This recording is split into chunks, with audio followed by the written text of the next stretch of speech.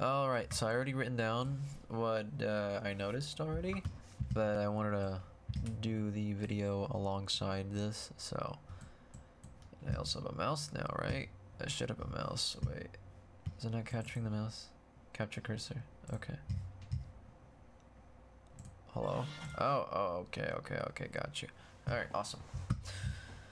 Okay, so we're gonna do this from start to finish, and I will only mention the areas where I think matters the most. So let's get it.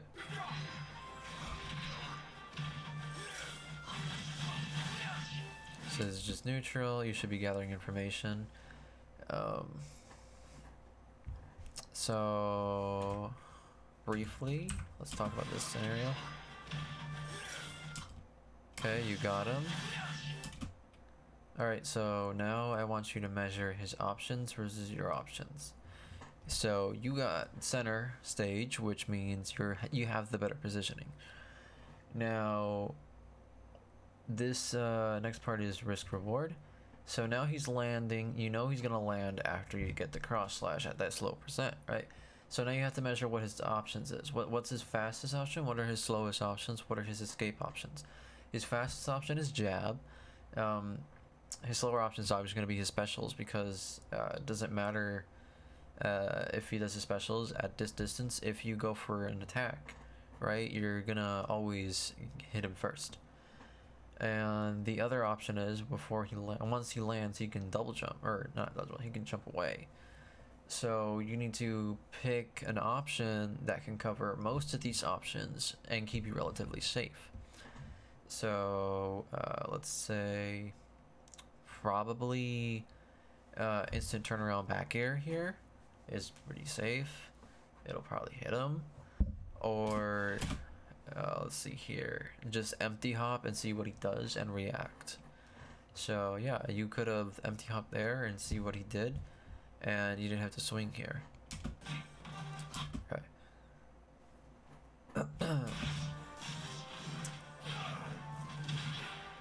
So now you have him a disadvantage. Always note that if you have someone in disadvantage like this right here, let's go a few frames. Once you up smash them, most people at this range are gonna be like, well, he's probably gonna attack me again, right? So I need to double jump away or air dodge away. So instead of committing to an option, you could have just gone under the platform. Since this is Battlefield, you could have gone under the platform and see how he lands, and then punish what he lands. So this wasn't really necessary. You could have went under the platform. He was going to do a downer in reaction to your positioning, and you potentially could have punished the downer. I'm not saying you 100% could have, but you potentially could have. Right there, I want to talk about option select, just in this few frames. Let me go back. Frames. Okay, here. That side B. I'm assuming you wanted to do jump side B. Even then, I don't really consider it a good option in that situation. I think just dropping down with up air would have been probably the best option you had, because it's not only the safest option, but then if it does connect, you can fast fall quick enough to try to pressure him after the hit. Alright, let's see here. There, that was really good down tilt. Online, you cannot react to that, unfortunately, but that's just how the way it is. So that was really good down tilt from the Richter, or Simon. Okay, here, this is a really scary spot against this character in particular, right? So I want to take this opportunity to talk about the option trio selection. So what this is, basically at its core, is you want to keep track of what their option A is, and then you want to keep track of what their option B and C are. So for example, right, let's talk about that actually, because it's really, this is gonna apply to like basically every part of the game. Okay, so you see his option A right here, if my cursor, yeah, the option A here is a down B. So then his option B was this, right? So now it's Simon's job to mix up whether he's gonna do option A again, or if he's gonna opt for option B, or if he's gonna opt for a new option, which is probably gonna be C. So here he does option A again. Now he's gonna opt in for option C. So here, let me get it to the frame I want. Here, when you're shielding, you can bait him with a shield thinking, okay, it's fine for me to throw a move here. So then, now that you baited him into doing this, you react to what he's gonna do, right? You gotta keep your focus on him, not yourself, and see if any movement changed with his character to try to attack your shield, obviously, and then you can jump. That way, he's anticipating you to stay on shield, but in reality, you're like above him, and now you can punish his option C. But always keep track of what his option A is, what his option B is, what his option C is. Everyone has a default option trio select they use. A good player, though, will always mix up their option trio at all times. They might even add option D and E if they're really, really good, you know? So there's option B again. So what does he do? He, instead of capitalizing on the fact that he put you off stage, right? He decided, okay, well, I don't really need to be near him. I'm gonna go all the way over here and not capitalize that he's off stage. So now he lets you recover for free, and you have all this space to work with, right? So because you have all this distance, that gives you more options than you would have if Simon was over here in this distance. So the jump, really good option, because most Richters and Simons, like, this is mostly matchup dependent, but usually kind of general for Richter and Simon. They want to cover when latch trapping roll, and they want to cover get up. The one option they don't really cover that well or much, if at all, is jump, unless they're like really good and they know when to cover jump. So you always want to mix up jump and then get up, because jump and get up are probably like the hardest ones to react to out of all the options. Roll is pretty hard to react to online, but in an offline environment, those two options that I mentioned are way harder to react to, especially jump, because jump gives you a mix-up where you can immediately jump from ledge and then air dodge down. So that can replace like your kind of like your fake get up, basically, and then mixes them up. So now you have stage, your charging limit. Okay. He went for a down tilt, which is unreactable, understandable. You got your limit, you don't want to overcommit now, right? You want to just put as much pressure as you can and make him want to jump or feel like he needs to select a defensive option. Because when Cloud has limit, this is when he's the most scariest, because any of his combos can instantly do like 50 damage, right? Or it could even kill someone. So most Cloud players, what they'll do is, once they have limit, they'll start back airing a lot, on shield in particular, or in places where they cannot go. So let's say if you were here, right? If you were on the ground and you did back air, like you're jumping up and doing back air, you're telling the opponent they can't get here. They can't go in this area. So their next option is they either retreat or they jump. That's what you're looking for. So their option A is shield. What is their option B, right? So their option B in response to that might be jump, it might be roll, who knows? Or it even might be just let go of shield, drop down, or drop over, run away, really. So that's what I mean when I said the option trio kind of applies to like every part of the game, because it's always just like, there's I think like 3 states of the game. There's disadvantage, there's neutral, and there's advantage state. And in all 3 of those states, there's always going to be this option trio. Like in disadvantage, is Ganondorf going to like down B? Is he going to down air? Is he going to just fall down, right? And then if he falls down, what is his option B? Does he go for a nair while falling down? Does he air dodge while falling down, right? And what's his option C? Does he shield after he gets to the floor? Or does he jump after he gets to the floor? Or does he roll after he gets to the floor? Or does he jab as he gets to the floor, right? You want to keep track of all of that. Every single option.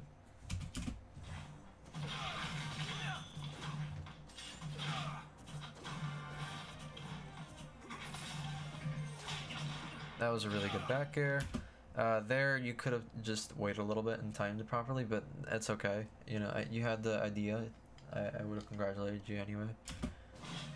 The up smash was a little unnecessary. I don't know if you were trying to like predict a roll or something, but after the back air, you could have just waited a little bit and see what he did. Or if you knew that he was gonna land as soon as you did the back air, you could just like grab him, because most people tend to shield afterwards in a tight spot when they're landing. See here, you got the stage, you got everything. What you need to start doing now is pressuring, not leaving him be, because Simon and Richter's worst weaknesses is that the fact that most of their options up close suck, right? So you want to always stay like in this kind of range, in a range where they have to use their burst options, which is like dash attack or down tilt. And you want to walk. You want to start utilizing your walk in this point, because in this area, you know, down tilt online is not reactable. Dash attack online is not reactable. You can't react to that like you can on an offline environment. So you want to utilize walk. Walk is going to be your greatest asset in these ranges against this character, because walking gives you every option. If you think they're going to shield, you can dash grab. If you think they're going to try to attack you, you can jump. Like, if you think they're just going to hold shield and you want to pressure, you can just pretend you're walking away and then jump backwards back air, you know? They might let go shield, they might not, who knows, right? That's up to you to keep track of their options.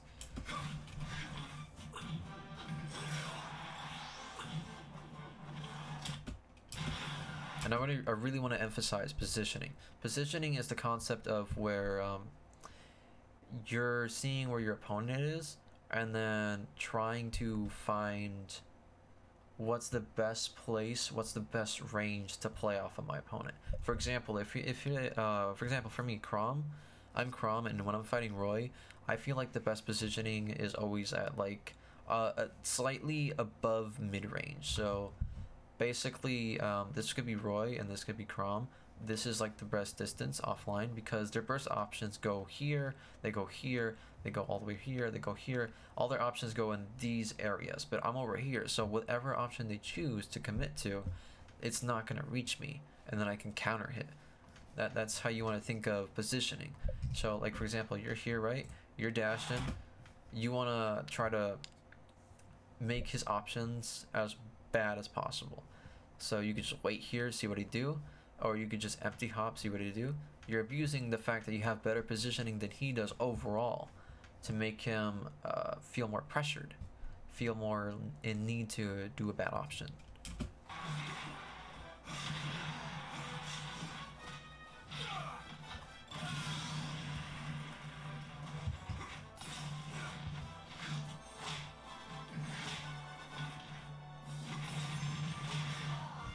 Let me see that again.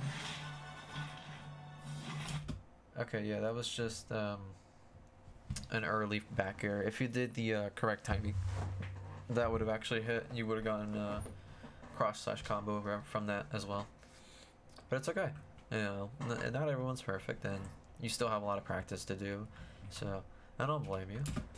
As long as you practice, that's all that matters.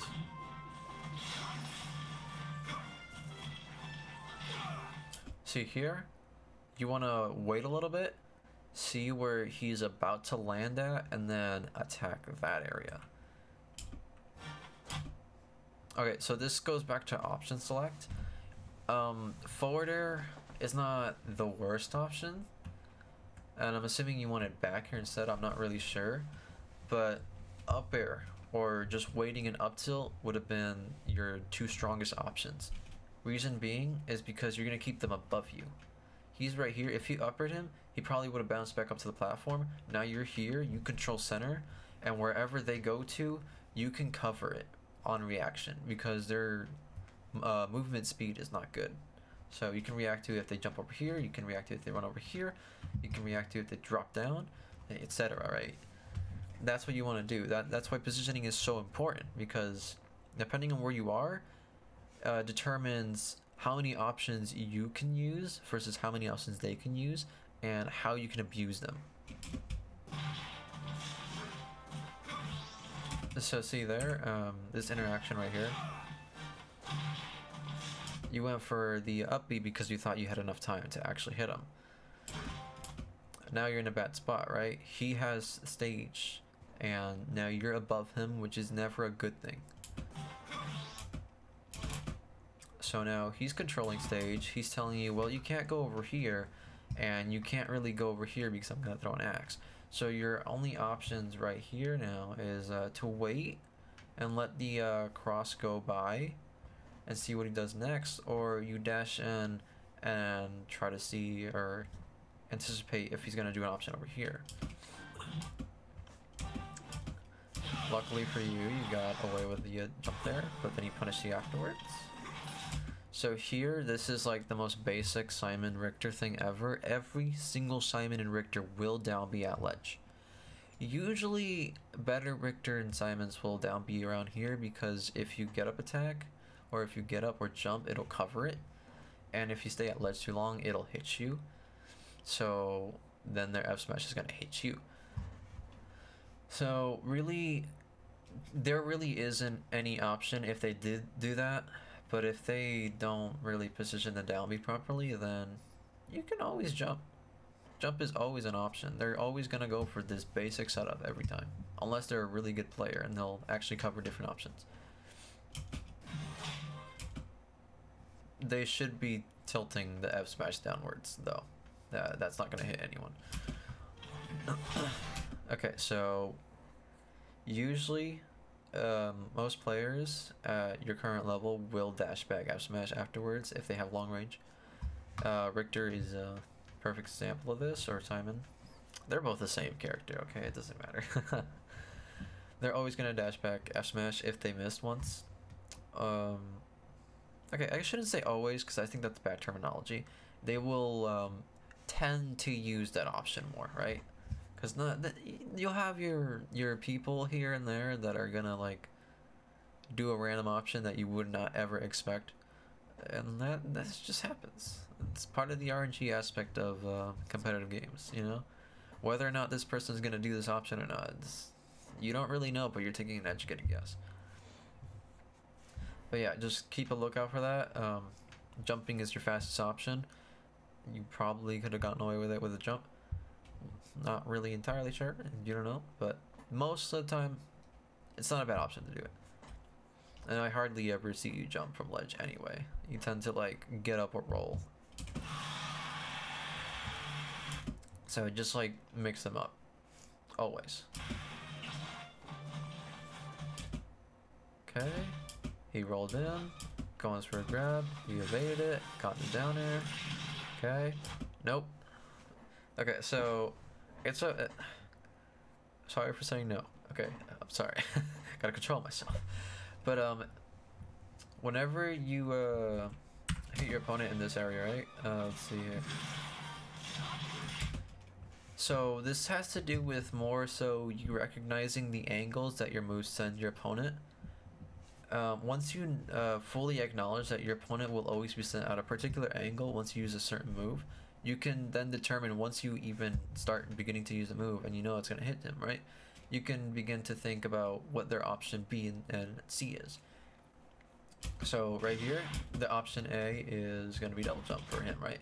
So instead of doing a forward air, you could have empty hopped or full hopped and then did a up air and then fast fell to see what they do, and then punish their option B or C. So their option A was that, then their option B is down B, and now they try to push unnecessarily their advantage. That was really risky of them. But the whole thing the whole purpose of this analyzation so far, like the biggest thing I want to get you to learn is or to acknowledge is positioning. Positioning. This matters probably the most in the entire game. Positioning is probably your biggest strength for a player's growth. Whenever you hit someone with something, always try to find a way to push it even harder. What can you do? It doesn't mean, when I say that, it does not mean find a way to combo more, a combo after the move. That's not what that means. It means find a way to abuse your position, your current position, better. So if you did the down B and you know that they're going to be angled up and away, then you can either preemptively attack a position and fastball so you don't lose anything, or you can go underneath the platform, right? And then if he does you down air, you can punish it for free, right? That's what I mean. Just bait them into doing something bad. That's what positioning is, and disadvantage at least. That's how you abuse positioning and disadvantage. Okay, let's continue. Right here, right? You're waiting. That's perfectly fine. Don't do an action. You gave away stage though. That I don't agree with. If you give him away stage, right, you're giving him an opportunity to start setting up his wall again. You don't want that. Whenever you're fighting Simon and Richter, you want to push their push your advantage as far as you can. But always, always, and always measure your risk reward. This is by measuring what your opponent's options is versus your options. And then you have to account for positioning. It's a combination of both. Okay, now you got center stage again. You got him in his lag, that's good. Don't commit, right? Just wait, yeah, okay. This was a really good up air. This is a really good up air, but you had no way of knowing that he was gonna air dodge like that. So don't even bother with it. But now you're gonna have to play the game of taking back center, but carefully with your positioning and measuring of risk reward. So what is the likely option that Simon and Richter will do when they're dashing away?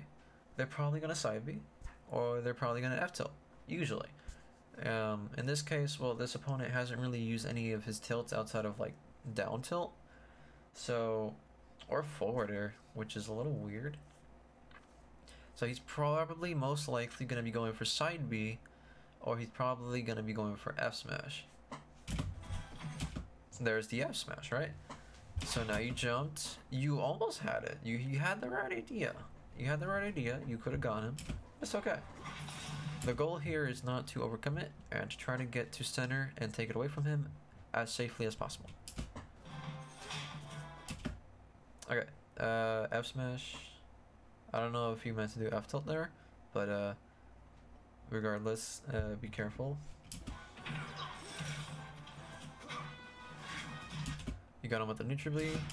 He had enough time to shield. You should be dashing forward, but don't dash too far. You should be dashing up to like right here, because what if they double jump like this, right? If you dash over here and they double jump, it's gonna be a lot harder for you to cover all the options that they have in this area. So if you're here and they double jump, they have to go here or here, which regardless of where they go, right, you're always going to be in a better position. So if you dash to here, you cover most of the options. Your guessing game is a lot more streamlined in that area. Okay, that was an up smash. That definitely did cover. Yeah, that you know what, that was actually a really good option.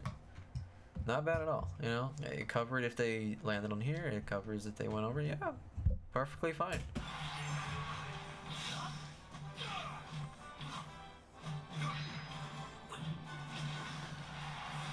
Good back air. That was a good neutral B. Be careful here. I don't want you to overcommit at all. I know that he's vulnerable off stage, but I'd rather you play the ledge play than go off stage, because if you make one mistake with Cloud, right, he's gonna be on stage, you probably could die. And Cloud, if I don't know if you ever watch Spargo much, but he doesn't really go off stage that much, at least. It's really dependent on the matchup. I don't think he would probably go off stage at this high percent against Simon, because even though he's like at 163 and all you need is one good nair, right, it's better to be at ledge play and try to get an F tilt or back air read, because their ledge options suck. They don't really have any good ledge options. The only thing they could do that's maybe hard to react is like a double jump forward air, but you probably could shield that, and they're gonna be in lag anyway, so you can just throw them back off stage anyway. So yeah, just try to ledge play a little bit more in these scenarios. This goes back to like understanding what your opponent's character's options are. So I have a good amount of experience against Richter. I know their ledge options, right? If they're at ledge, right, in this area, I know that their only really threatening option is jump forward air or down B. Otherwise, they have to jump or they have to roll. Because just being at ledge as Richter assignment is just really sucky. See, if you didn't time that right properly to his jump, you would have been in a really bad spot. I mean, probably not against this person because he doesn't really understand the concept of positioning, but I'm teaching you this now so you don't have to be this person anymore. So, yeah. Down smash. Don't start looking for the kill like that. Let the kill come to you. Play the patient game. It doesn't matter if he's camping you or if you have to play super lame. Play the patient game. Don't over aggress because that's what Richter and Simon thrive off of. They really do well against opponents that stop throwing away their game plan and just kind of go unga bunga on them. I don't agree with that. You probably could have stayed in the same spot, wait a little bit, see what he did, maybe empty hopped, maybe approach with walk a little bit. You could have dashed back just a little bit, but that whole distance, Because one thing I haven't seen you really do, right, is a dash attack or grab mix-up, right? So in that distance, if you think he's gonna shield, dash grab, right? If you think he's gonna try to attack, dash attack, you get the kill. If you get the grab, you throw him off stage, right?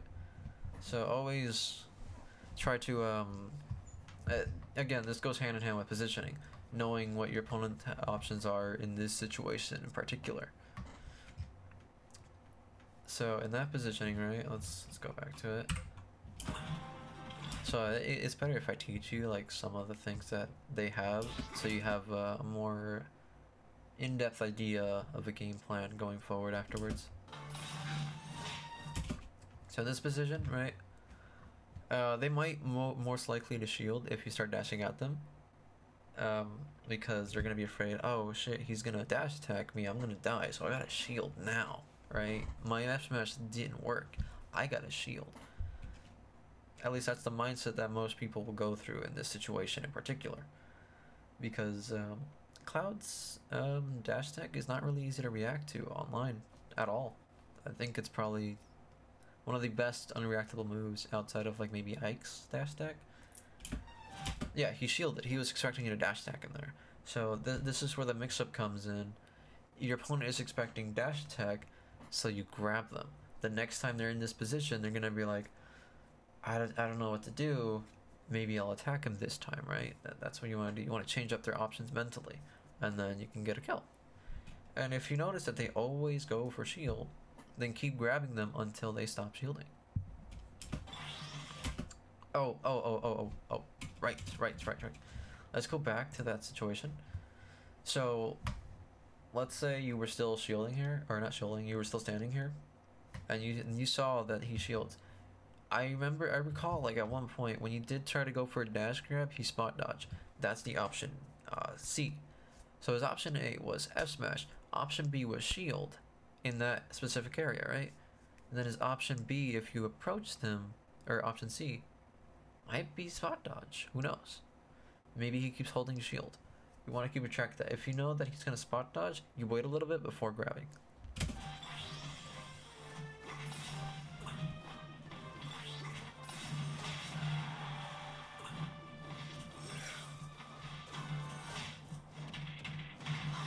See that grab there? You could have F tilted instead and gotten the kill.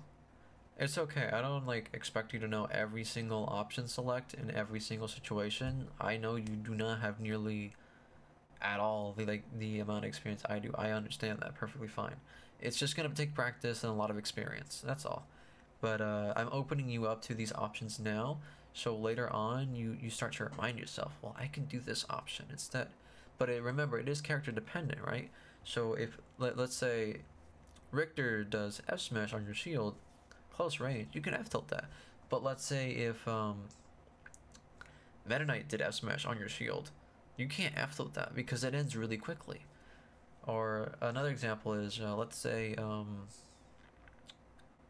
Cloud does no, not Cloud. He has really relatively safe moves. Let's say K. Rool does a back air on shield, but like a rising back air on shield. You have enough frames to F tilt that, right? But then let's say you're fighting against Mario and he does back air on shield too. You can't really F tilt that at all because it's just two plus on your shield.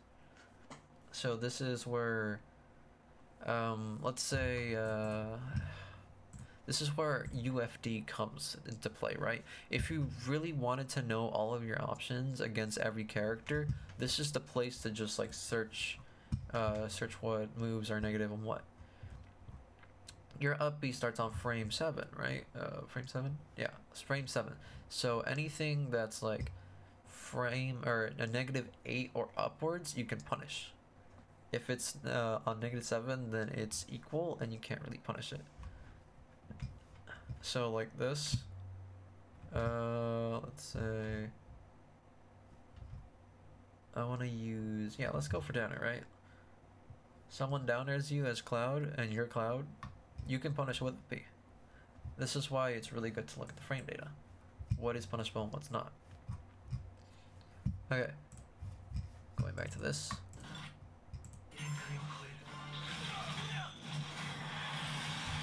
So that goes back to the positioning element here, right? You didn't have to side B here to get the kill. You could have just did that double jump and then went back down to the stage. They're gonna air dodge like they did there. You could have punished. Oh, that wasn't an air dodge, that was an up B. But you get the point. You made them do an option that's gonna get them out of that situation, but not in a really good spot to really do anything. Like if they did up B and you did the double jump bait and just went back to the ground, you could punish that easily, and you would have had limit still. If they did the air dodge, same story. That's why it's important to wait, let them choke themselves by just doing empty movement. Always, always, always do your movement with a purpose, never just to move. And hey, if you need to like watch your matches and it takes you like 2 hours to break the entire 4-minute down, hey, that's completely fine. As long as you learned and wrote down what you need to get better at.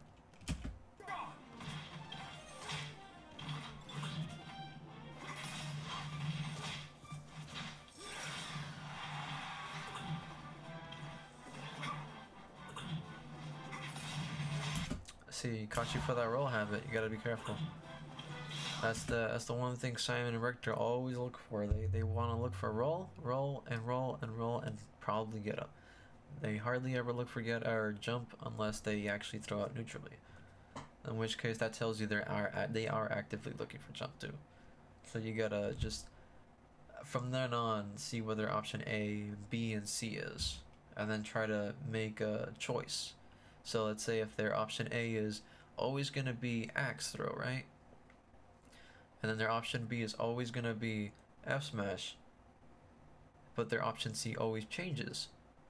You know that once they do axe throw and their option B is F smash, you time your get up to the F smash so that your invincibility doesn't allow for their F smash to hit you, and then now you get to punish them for whiffing their F smash.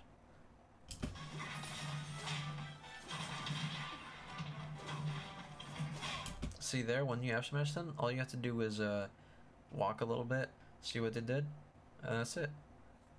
Keep a note for next time, whenever they're on the floor, how do they tech roll? Do they tech roll in? Do they tech roll out? Do they tech roll in place?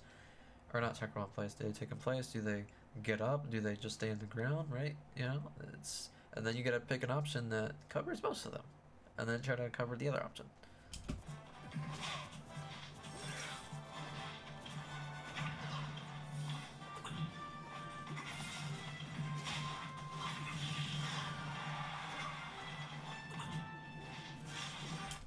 See, he does a special, and then his option B is always F smash, right? That's a pattern that I just picked up on. It's always F smash. He's probably used to a lot of people just getting hit by that. So whenever he does his special, which is his option A, then your option counter pick to option B is jump.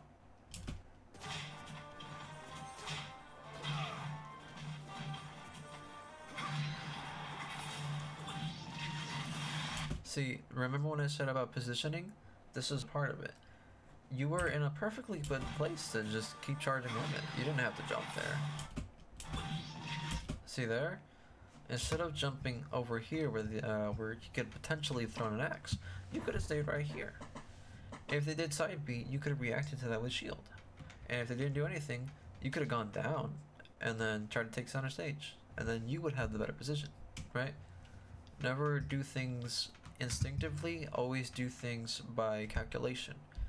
What is the distance between you and him? What is the positioning in relative to that distance? What are my risk reward options, etc.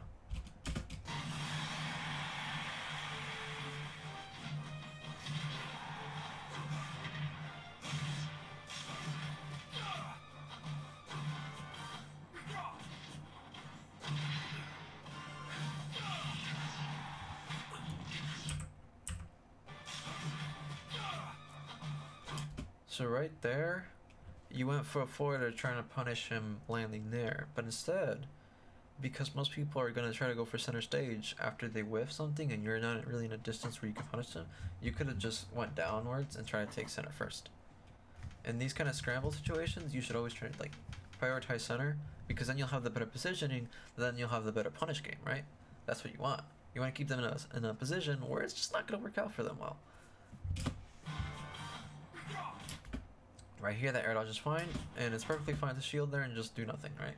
Because what he's doing by going away from you all the time is he's giving you more stage to work with. This is one of the fallbacks of this character archetype in particular, because they'll usually always want to try to be in a space where they feel comfortable, and that's why a lot of the times zoners aren't really good in competitive play, because most people tend to want to be in the comfortable spots. But those comfortable spots like here has a weakness. They don't have stage control. Stage control is important. They don't have stage control and they're in their corner. They have nowhere else to back to anymore. They have to move forward or keep trying to throw until eventually you punish them for doing that. And then that's where the pressure starts increasing on them, because they don't know what to do at that point, right?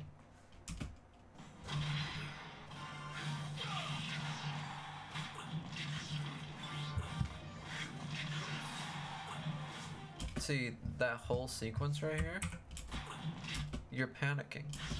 You're like, oh god, he's throwing axes at me. I need to get him away from me. Neutral me. You got hit again. Holy shit, what if he jumps at me, right? Even though his speed relative to your distance shouldn't really matter that much. At most, if he did start going forward, he would only get to this area. By the time he got there, you're already over here. And his risk reward options aren't heavily skewed in his favor, but are still pretty good against you, but you'll have a better time getting to stage.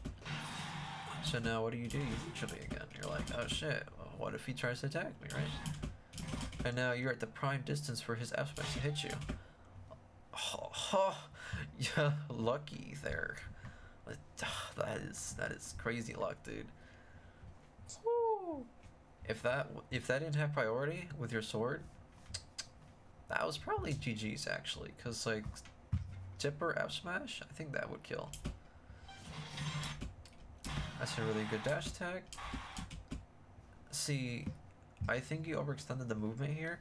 If you did the double jump, you probably just only need to go here or go here, and it kind of gives him a visualization of where he can and can't go. Alright.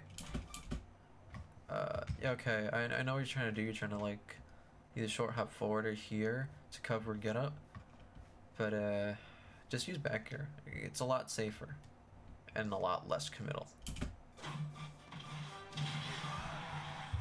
That was good recognition on get up. I'll leave it be for that one. It was a scramble situation, so it was a lot harder to make a decision at that point. Good back throw.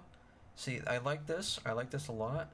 Now all you have to do here, because they're in this distance between you, they're like he's adjacent to you, and he's this far high up. All you have to do is short hop, fast fall up air, see where he is relative to your positioning afterwards, and then try to punish where you think he's gonna land.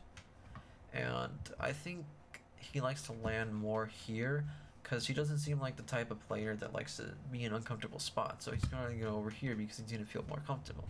So you probably could just like upper here or backer here. Yeah, up smash covers everything. Except for air dodge, but that works. That works. Oh god. Alright, so I'm assuming this is what kills you, right? Damn. Rage Simon. Tipper. Huh. But yeah, you do a 40 here?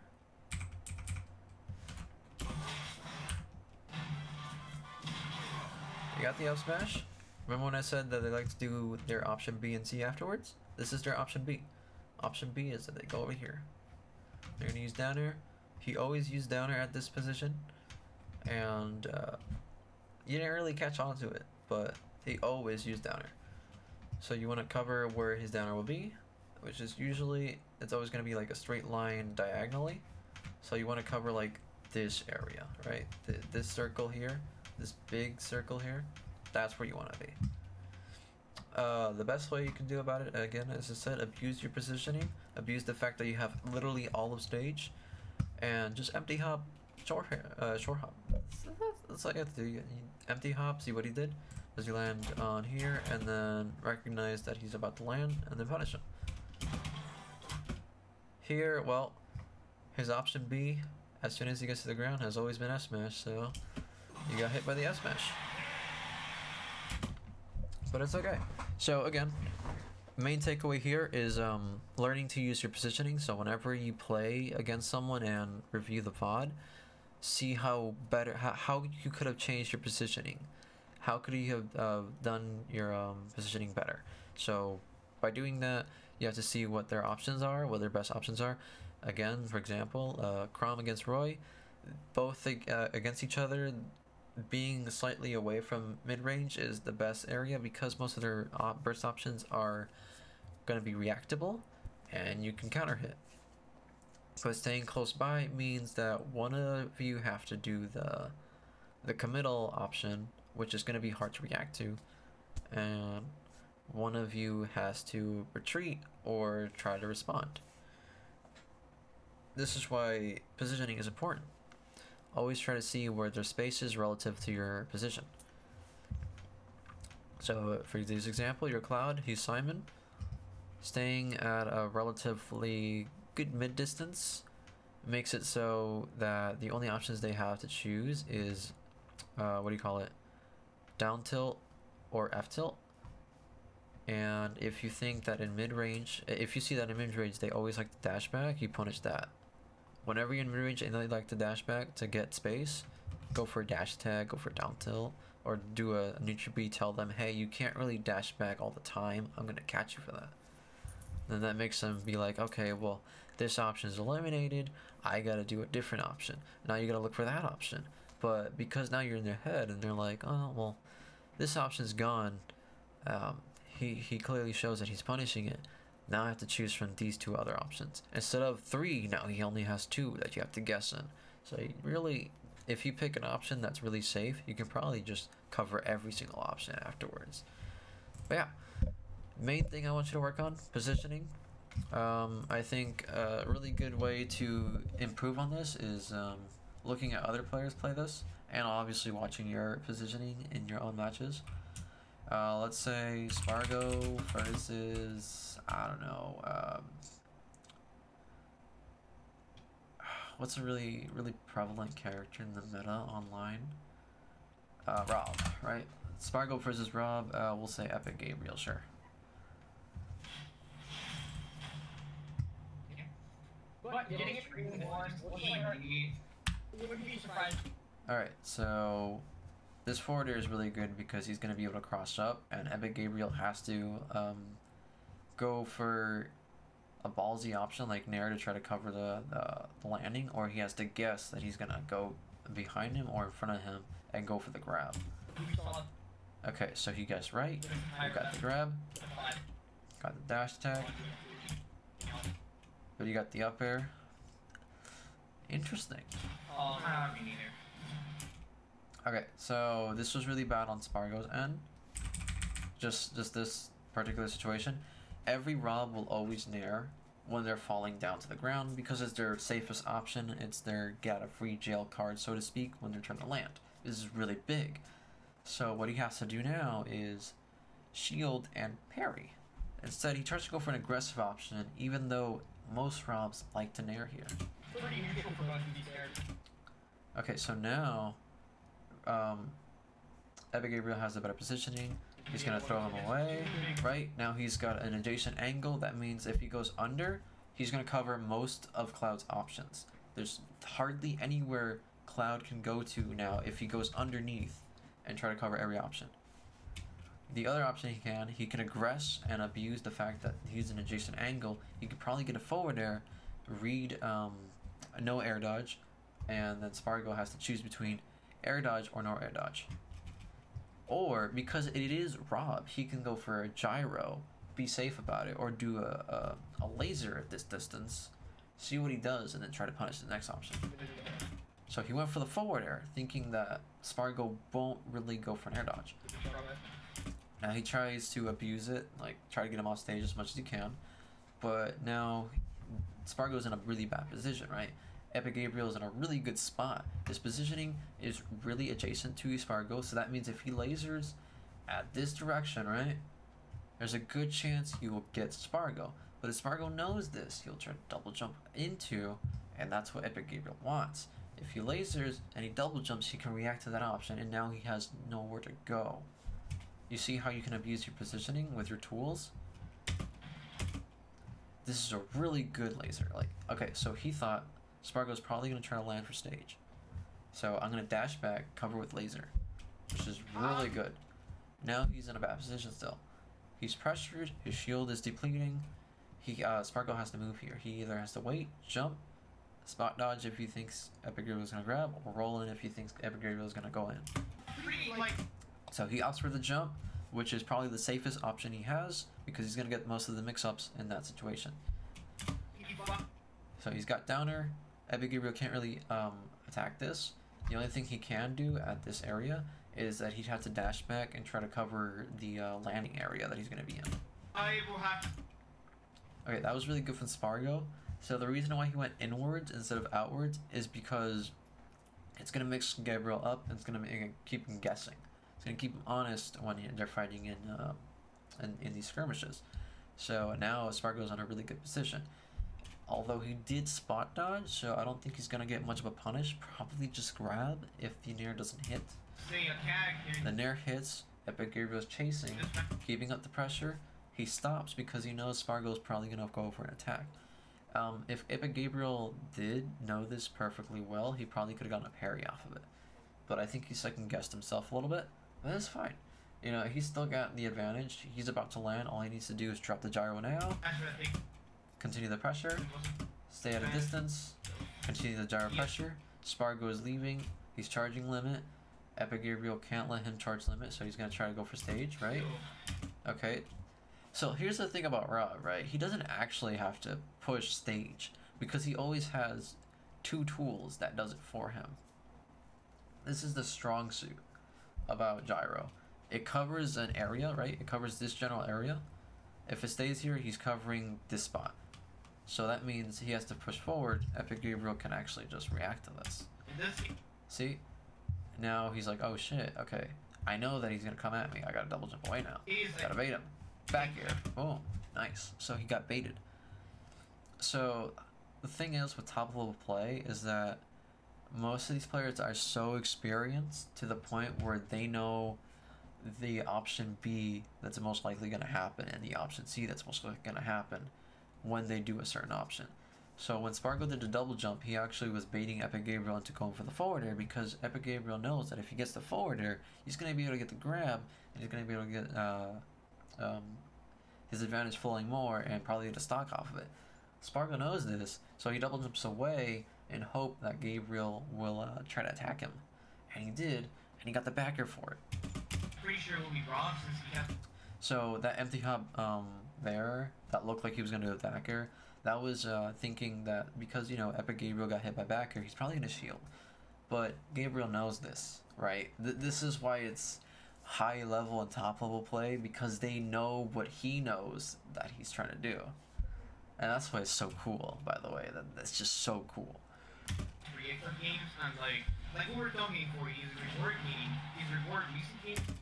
Alright, so you can notice how he still has his limit. He didn't throw it out. He probably could have done a limit charge beam right here to cover his platform area, but notice how he didn't, right? He didn't want to waste it yet. He knows he has limit, he needs to keep it because it might just give him the percent lead later on. So instead, he goes and abuses his speed boost and tries to intercept Gabriel with a parry. Big. That was a good roll coverage. If he did side B here, that would have been huge, because now he's off stage. But understandable, because Rob can recover from literally anywhere. I feel like the bigger the stage is, the safest sure. You see that? He didn't go for a grab. He went for a drop down upper. I think the grab would have been better, but the drop down upper kept pressure and it kept him above. It keeps Rob above and keeps Spargo underneath. And you see how he still has limit, right? He's not throwing it out just because he's about to run out. He's abusing the fact that his limit gives him properties that allows him to move faster and get to point A to point B a lot faster, or apply pressure a lot quicker, right? Not necessarily you have to use your limit. You can just use its properties. Like he's forcing Spargo to approach you. There are certain stages in this matchup where Cloud definitely. See? He didn't go for up B thinking, well, if I don't use my limit, I wasted it for no reason. No. He didn't waste anything. He actually preserved his limit and abused the fact that he gets a momentum boost and used it to pressure Epic Gabriel. See, not all the time do you have to use limit for anything. You could just use it as a baiting tool when charging, or you can use it as, when you get it, as a movement tool to keep pushing the offensive. That way, if you don't use limit, right, at all, and you just use it for positioning and movement, that tells the opponent, this person isn't gonna just throw out limit. And what does this do? The next time he has limit, it keeps them guessing. It keeps them guessing. That's what you want. It's kind of like, well, he doesn't preemptively throw it out. Maybe I'm in the clear to do this, but then that's when he strikes, right? You want to keep your limit usage as ambiguous as possible. One good example, especially because of roll. That was a roll and read. He lost nothing and he gained nothing. But he still kept advantage. That's why it was okay if he did the up smash. Jumps and tri-flat and stuff. Yeah, wall jumps plus tri-flat equals a good time for Cloud. So yeah, Rob gets a... You see, the positioning here is that Spargo has most of the stage, Epic Gabriel's off stage. Spargo doesn't really need to go over commit, but if he does get the back air here, he gets the stock. So if he goes for it, he doesn't really lose anything either, because he has to air dodge or double jump, right? Here's the thing. Epic Gabriel can double jump. He can. If he does try to go for the back air. But instead of that, right, this is just one sequence. The second sequence is Spargo can just back jump into him and then go back to stage. Or the third sequence is he can just back jump into him and then jump back to stage while doing back air to cover double jump. Right? There's multiple ways you can do here in terms of pushing advantage.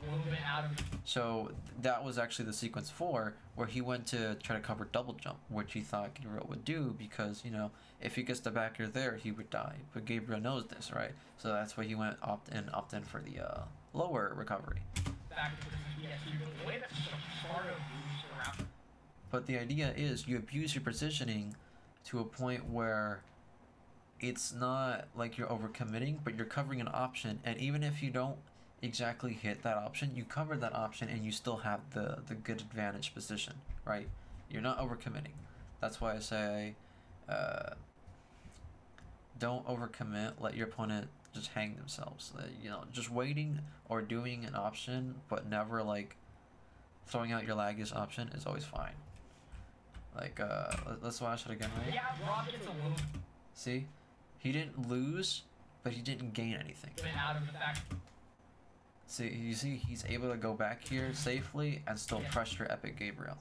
The way that Spargo moves around projectile games and Rob's projectile games. And if you notice, right, Epic Gabriel has this habit where when he's pressured and he's shielding, he's always going to go for forward air. So Spargo actually caught on to that and up smashed him for it. Specifically, as we're seeing right here, actually does quite a bit to invalidate not the matchup, but the player. That was really good mix-up.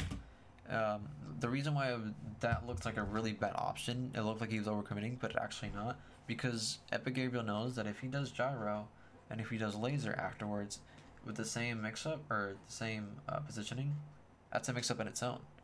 So let's watch it again. Not the matchup. He did this here, right? He doesn't have to gyro here. He doesn't have to. He could roll, he could jump, air dodge down, he could float a little bit longer in the air, he could double jump. But instead, because Spargo, what Cloud does best is covering defensive options. So if he goes for an offensive option, that's a mix-up in its own. Even though he's like throwing away his life here, this is unpredictable because he was not expecting it. He was Spargo was expecting him to go for a defensive option like jump away or jump air dodge or roll in, right? So while it may look like a really bad option, it was actually a really good option. Good parry from Spargo on there, trying to get it back, and really that's one of the main paths. Goes for the back here, yep. Yep. That was, I knew that was gonna happen immediately. That was just predictable. Predictable on all ends. Come on, Spargo. You got this. Oh my god! That movement pressure though. So what he was trying to do is pressure Epic Gabriel enough to where he jumps and he could probably get an up air. But he couldn't get into jump, so he has to do the forward air to land and try to not get punished. But now Epic Gabriel's underneath him and he has gyro in his hand. You know how much pressure he owns now? That's a lot of pressure, dude. Gyro, and you're underneath, or you're above him. Like, oh yeah, absolutely. Oh, that was really good. That was actually really good. So what he did is he Z-drop jumped into Nair. That would have covered basically every option on the platform, but he dropped down, which is very smart. It's a huge game changer.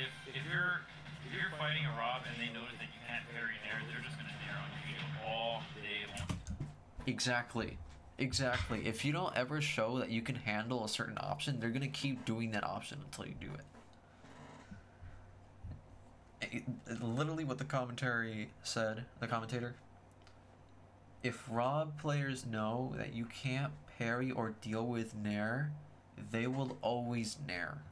If you don't show to them that you can't deal with it, they will always Nair and you're gonna be frustrated.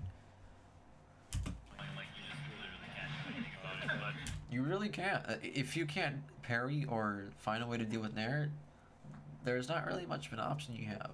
You have to give up center stage, you have to do something. But if you know how to parry, hey, by all means, punish the shit out of him.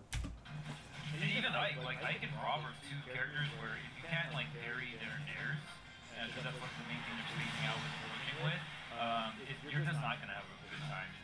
They're gonna be able to use that to the point where like it almost feels like a different matchup when you can parry those moves. And it basically is, and honestly, one of the best, at least on Wi-Fi, one of the players who is best at parrying is Spargo. You see, he kept his positioning. He was always underneath him, abused it, up-aired him, and now we're here, but he overcommitted on the third up-air, which usually you only get like 1 or 2 up-airs on any character above you. The third one was just a call-out to see if he'll actually air dodge or not. And Epic Gabriel got the air dodge, got the forward air. It's interesting to see this come out here. He did the down tilt there a few frames ago, right here. He did the down tilt right here. Out here. Let me see if I can get a freeze frame for it. So it's interesting to see. See, he did the down tilt right there. That's to cover if he didn't double jump. But if he does double jump, he didn't lose anything, right? He did the down tilt. He still got the positioning. Doesn't matter. He's still in a really good spot. Now he overcommitted here, right? He didn't wait to see what Sparkle would do. He overcommitted here, thinking he's probably just gonna land here and he's gonna get the forwarder and kill him, right? It's not that simple. But Epic Gabriel It's never that simple. still holding on to pretty sizable lead, all things considered. Got 40%, still growing. Looking for that back air, but Spargo. Yeah, really smart to be right here. I wonder if that side B was intentional. Maybe not, but still it's an advantage. Love stage once again. Spark was really good at just like creeping on the ledge, the ledge trap game. As sweet as Cloud is just so good with it, man. Like he just knows how to like. See, he didn't parry nair. So what's Rob gonna be able to do? Like, Well, he could have down tilted, but anyway, he didn't parry nair. Rob was in the full advantage there, regardless if he was in a really bad position. If you don't parry nair, you give Rob a free entrance into your uncomfortable zone. pressure you, man. So, like, forcing you to do the things he wants you to do. And even Spargo not using the That was really smart. Spargo knows that he fell for this last time, so he's gonna double jump. Epic Gabriel didn't catch on to that. He didn't think he was actually gonna do it. limit So of he the got hit. shield there, probably just trying That gyro saved his life. to save it, not use it as an out of shield option. The gyro though completely eating that blade beam there. Dash attack is gonna go and overshoot that down smash, which is really big for Spargo. Just surviving the back air. Gabe still living through that. That was a great conversion. Ooh, that would've from killed. Spargo. Looking for another one. Spargo very clearly knows Down how to smash play not gonna that kill here. round. Gyro, really good. That's a really good gyro. That is a really good place gyro. Now to get back to stage, that's gonna be a hassle. The He fact might just die here. He honestly might just lose a stock here. using gyro, not just avoiding it Wow. himself, but also using it to The his own patience. setup is very Patience with impressive. Spargo. Something a No lot of people overcommitting. neglect in the Rob matchup. Spargo coming back to stage with that fair and getting the spike. Good kill on Epic Gabriel. Spargo living past 190% and still going strong. Epic Gabriel needs to get this kill soon or he's not going to be able to take this game. He really needs to go for the grab. He's been having a lot of opportunities to go for it. Maybe he just doesn't want to risk getting hit by Uppy and just getting Imagine near kill. more damage. Right now, he reaches the second stock. Alright, the positioning here is Rob can't do anything on a shield, right? He has no out of shield options. He has no up out of shield. He has no really fast aerial. So Spargo is in really good prime positioning here, you know? He can pressure shield without worries. Now all Epic Gabriel has to do is predict when he needs to parry to get out of the corner. Or he can roll if he thinks he's gonna attack, or he can jump if he thinks he's gonna push forward. Just Ooh, that was a really good option by Spargo covering jump there, because if your character has no out of shield options and they are really good at covering roll, the next best option they're probably gonna go for is jump. Because most people like to jump out of the corner because they're really scared, you know, they don't have a really good out of shield option, they're trapped, they feel like, oh, I can't really escape. Well, this is really good. 13 damage, dude. Ooh, Yeah, I that mean- was really good abuse of positioning. Let me show you why. Just 13 damage. He did the upper here so he can grab the gyro and also hit him at the same time, right? Got the hit. He's still here. He didn't fast fall because otherwise he might have SD'd. Spargo knows that he wants to land as quickly as possible. So what do? He uses positioning against him. He was underneath him. Epic Gabriel, if he nairs, Spargo can react and run away and do the throw. Or he can react to Epic Gabriel just falling down with an air dodge and just slapping him there. Basically, he couldn't really go forward because he was trapped, and the only place he could have gone is in the corner. Spargo covers it. Yeah, I mean, to be fair, Epic Gabriel had a pretty big lead. So the fact that Spargo brought it back to even. God, yeah, You I see mean, this? I want you to take note here. to be fair, This is what I mean when you can do empty hops to make them pound. You see this? It looks like he's gonna forward air him, right? It looks like it. But he actually didn't. He just jumped away and then landed with the forwarder. He didn't gain, he didn't lose anything. But he still has his advantage. Whenever you do something, it doesn't matter if you lost, or it doesn't matter if you didn't gain anything and if you didn't lose anything. What matters is you kept your positioning well and you still have the advantage. Never overcommit. Even got the stock lead as well, and now look at this arc 370. Look how much damage he's just getting Epic Gabriel to. Soon, Epic Gabriel's gonna be a kill percent. He already is for F Smash, but it's not like Spargo ever F Smashes anyway, so.